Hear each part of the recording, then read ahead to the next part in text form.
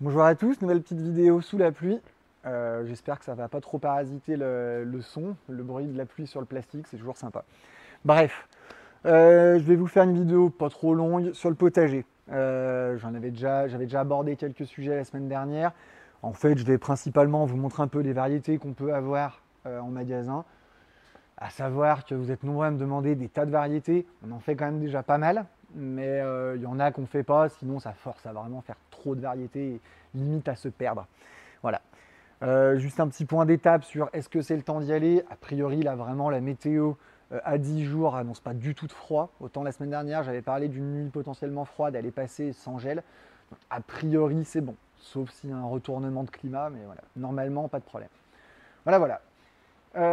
Bon, basiquement, sur le légume, première indication pour ceux qui seraient jamais venus, on vend tous nos légumes à l'unité avec un dégressif par 10. Si vous dépassez 10, vous gardez le prix. C'est-à-dire, les godets sont tous à 65 centimes, 6 euros les 10. Et si vous en prenez 12 par exemple, ça vous en fait 12 à 60 centimes. Vous panachez les variétés que vous voulez. Si vous voulez faire 3 courgettes, 2 melons, 4 tomates, etc., ça fonctionne pareil. Donc en fait, on ne fait pas de barquette préfaite, vous prenez vraiment comme vous voulez. C'est tout le concept qu'on a.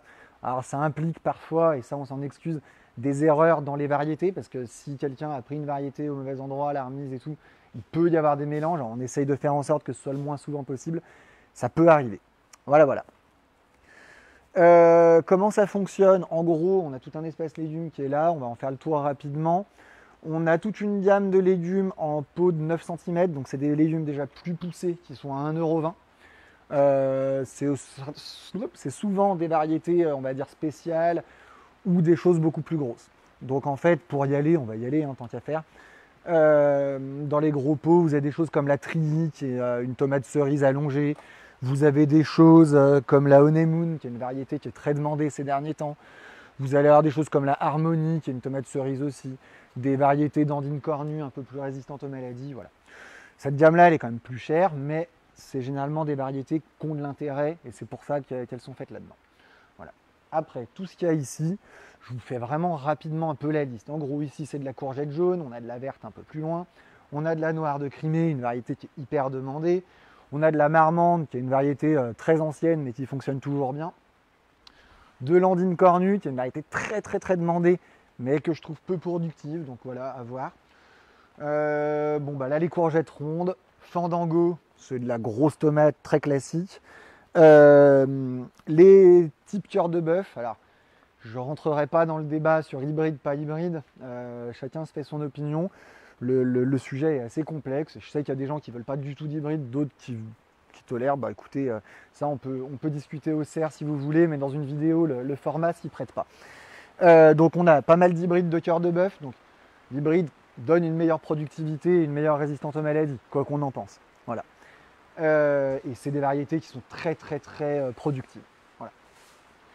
Voilà, voilà. Après, quand on bascule là-bas, vous allez avoir d'autres types de légumes, du melon, de la blette, des cardons, des artichauts, voilà, des potimarrons, des courges, des poivrons, des piments, du poivron noir ici, des aubergines. Petit rappel, vu que je viens d'avoir la discussion, l'aubergine, je considère que c'est le seul légume qui vaut, à mon sens, le coup d'être pris en greffé, parce que c'est quand même, enfin, les plants basiques, on va dire, sont assez peu productifs. Après, si vous avez de la place, ça reste valable. Voilà. Pas mal de variétés type ananas, pas mal de variétés, enfin là tout ça c'est du melon, des variétés Liguria, cookies. Je ne peux pas vous faire une notice pour toutes les variétés, ça prendrait 1000 ans. Voilà, on va plutôt passer de l'autre côté. Hop là. Donc là c'est la suite et fin. Ici c'est la gamme dite patio, c'est des légumes, pardon, on va dire nains qui s'adaptent bien à la culture en bac. Voilà. Et ici, tous les greffés. Donc dans le greffé, malgré le fait que je vous dise que l'aubergine, c'est à mon sens le seul valable, on a quand même de la tomate, un peu de poivron. Voilà. On a quand même de choix là-dessus. Et les artichauts, juste là. Voilà. Je ne fais pas le petit point œillet d'Inde, c'est rentré dans la culture populaire le fait que l'œillet d'Inde avait beaucoup d'intérêt au potager. Voilà. Qu'est-ce que je pourrais vous dire d'autre? Pas grand chose. Ici on a une variété Green Zebra qui est pas la plus vendue, mais qui est toujours assez rigolote, c'est de la tomate verte. Les tomates cerises, on va dire classiques. Voilà. Bon. C'était vraiment le tout petit tour d'horizon d'un peu tout. Le spécialiste sur le légume ici, c'est quand même pas moi, faut le savoir. Faut demander à Méline. Elle est tout le temps ici, c'est elle qui range tout. C'est elle qui pourra vous donner vraiment toutes les. Enfin, c'est pas que j'en sois pas capable, hein, j'ai quand même 90% des variétés que je connais, mais n'hésitez pas à lui demander, elle se fera un plaisir de vous répondre.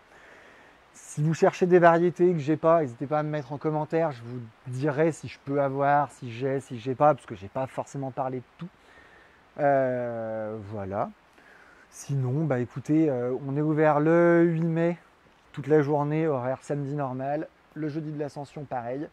Et on m'a demandé de vous dire, petit point information, que le tirage au sort de la tombola, vous avez été très nombreux à me demander, sera fait demain. Donc pour ceux qui étaient inquiets de ne pas voir les résultats, faut pas l'être. On s'en occupe. Voilà, voilà. Je pense que j'ai fait le tour. De toute façon, comme d'habitude, j'ai été plus réactif sur les réponses aux questions cette semaine, un petit peu plus de temps. Donc n'hésitez pas à me demander des choses, quelles qu'elles soient. Et puis la semaine prochaine, je vous parlerai peut-être plus de fleuris, plus de choses comme ça pour faire la suite. Voilà, voilà. Bonne journée à tous.